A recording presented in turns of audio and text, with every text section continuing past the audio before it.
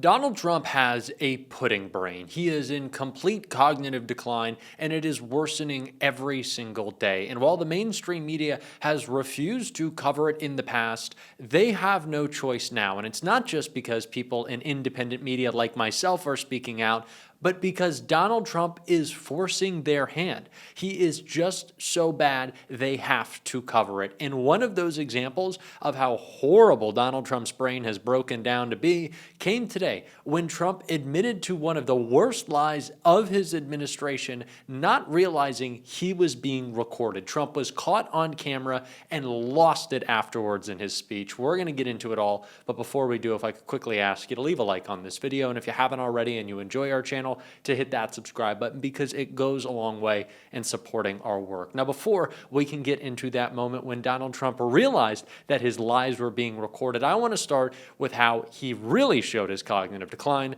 a crazy rambling rant. Indicted 5 times, impeached 2 times, all bullshit, right? All terrible stuff. And I got impeached for making a perfect phone call. Good luck, congratulations. I had a guy come up to me, a secretary of energy from before. Sir, could you call up, of all people, President Zelensky? And I called him. I actually held off. He must have come 10 times. Please, sir. It's because they wanted to do business or something, oil and gas. Who the hell knows what they wanted? You can imagine what they wanted, but they wanted, would you call up President Zelensky? And I did. When I finally got him, I said, congratulations on your win. He had just won. This is early in the process. Should have never been, that war should have never taken place, by the way. If the election weren't rigged, that war would never be happening right now. Millions of people being killed. That war would never be happening. But would you call up? So I say, hello, President. How are we doing? Everything good? Good. Congratulations on your big victory. Wonderful job. Great, great, great. Hang up. That's it. I get indicted for making a phone call. I told that secretary, who wasn't the smartest bulb. He wasn't Rick Perry. You don't want him on your debate team, let me put it that way. Rick, you're not going to be on my debate team, Rick. But he's the one that asked me to do it, Rick Perry. And I said, thanks, Rick. That was a wonderful suggestion. I just got indicted over your stupid call. This is what we have to put up with, right? This is what we have to do. We have to put up with things. But it is always important to keep in mind that the politics of Donald Trump and really the politics of the MAGA movement is a very petty personal politics. These are just small complaints, gripes, whining, complaining, boo-hoo, woe is me from MAGA. They don't care about anything substantive. They only care about their own personal feelings. The facts over feelings crowd gets really emotional really easily. And we saw that today from Donald Trump as he continued to whine and complain because no one around the world likes him at all. Not just here at home, but abroad where world leaders are making Donald Trump look like the fool he is with his tariffs backfiring. And he was whining about that right here, right before he got caught on camera. We come from the same place, right? So it was great, and we appreciate it, John. Thanks as well to Treasury Secretary Scott Bessent, who's doing a fantastic job.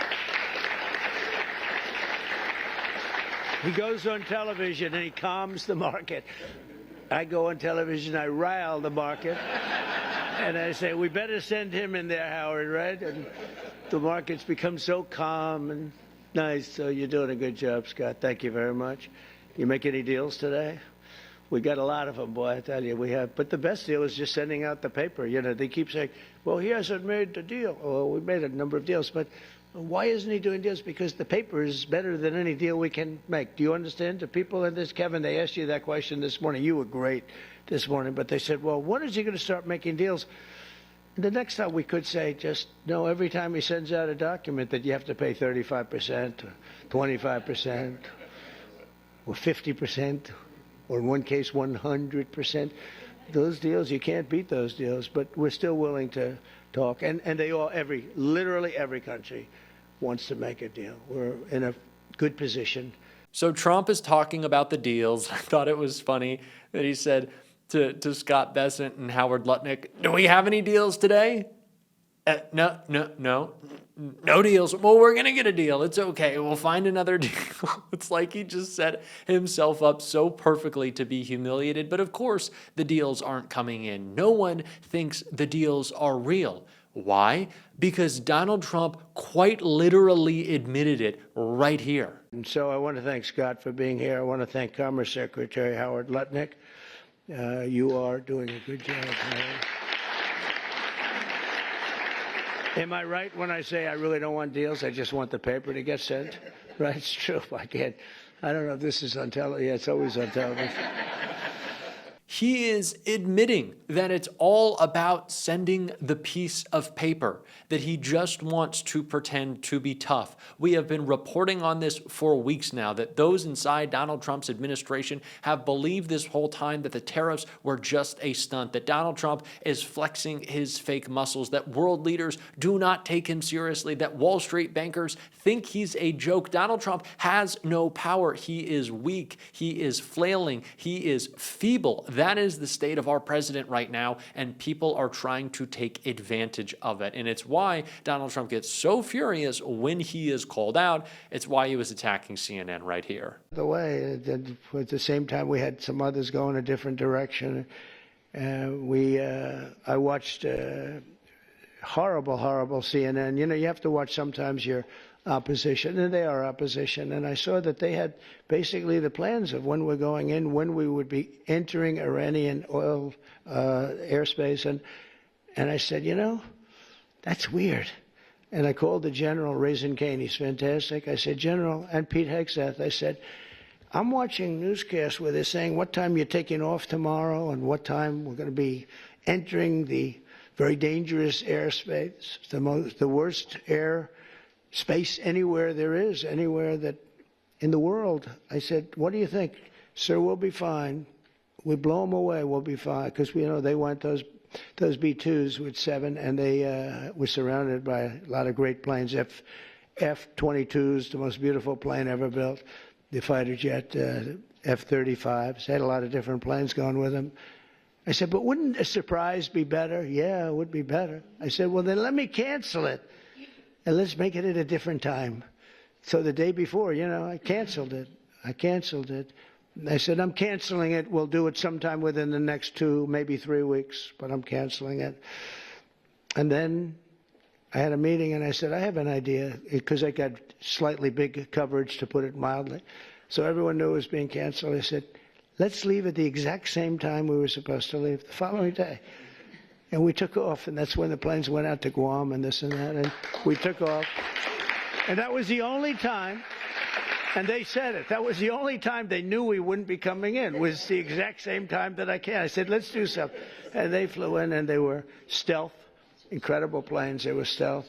And they Again, this is a petty personal politics. Donald Trump is upset, he is angry, he is flailing, quite literally. Just take a look. To that thing. Bing, bing, bing, bing, bing. Could have done it all day long. Broke the record by 119 pounds. The whole thing is crazy. So I know we've seen the bing, bing, bing, bing clip a lot. I don't want to get into the whole deal of it, but Donald Trump is doing that as part of a transphobic bit that he does about weightlifting. I don't want to play the whole clip. The bing, bing, bing enough is just weird and strange. But why does he continue to do it? Could he not illustrate his bigotry without the bing, bing, bing? Does he really need it? I don't know, clearly. But again, another example of the happening in Donald Trump's mind every single day. And we saw more of that when he made a couple of mistakes identifying some Republican senators, and I want to take a look. The show is brutal. And we had some people, Tillis, I guess, was a no, right? He was a no. And they said he was brave. He said no to the president, but he resigned the following morning. So anyway, that was terrible, I thought. But we couldn't lose one with us, not one. So we had to get almost every, in the House we got 218 to 2. Think of that, 218 to 2. Nobody could do that. It's never been done. And that says, you know, and we have Rand Paul Jr., who's a guy from, we call him Rand Paul Jr. because he always votes no, a guy named Massey. Always votes no. We had another guy who I helped very, very strongly, helped him with a very personal situation, got him through it, and he voted no. I said, thank you very much. I appreciate it. So, two things here. Tom Tillis did not resign. Donald Trump is just an idiot. The second thing, you heard him there at the end refer to a lawmaker he helped with a personal issue. That was Thomas Massie, whose wife passed away recently. So Thomas Massie's wife passed away, and you're thinking, okay, well, Donald Trump helped him with a personal issue. Did he pay for the funeral? Is he helping with his kids? What's going on? Trump called him. That's it. No. He called him. That was it. And Thomas Massie appeared on Theo Von's podcast. He told this story. Oh, yeah, Trump called me. It was nice. He said some nice things. But that's it. Donald Trump didn't help him through a personal struggle. He called him. Donald Trump thinks just a call from Donald Trump is so overwhelming, so important, so great, that is considered helping someone after their spouse passes away. That's really, more than anything, what Thomas Massie wanted in that moment, was Donald Trump calling him. The narcissism is crazy. It's crazy.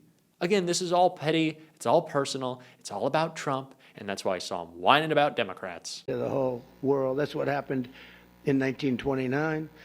I said, so you're going to vote for the other side? Well, sure, I'll do what's really appropriate. The losers. But you have that.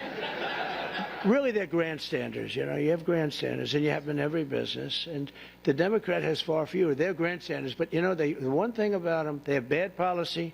They're evil people in many ways, but they stick together. You don't have it where you don't have, I don't want to use too many names, but you don't have a Mitt Romney in the midst who makes you suffer. You don't have some of the people that I mentioned who make it so hard. They make it so hard. And the alternative is one of two things. You can either get all these things and make the economy strong, or you're going to literally have perhaps a depression where you people so rich, so beautiful, so nice to look at will be totally busted. And let's see how long your wife stays with you. You're beautiful. She'll stay with you for about 3 weeks, and she'll say, darling, I can't take it anymore. I can't take it anymore, darling. I'm leaving you.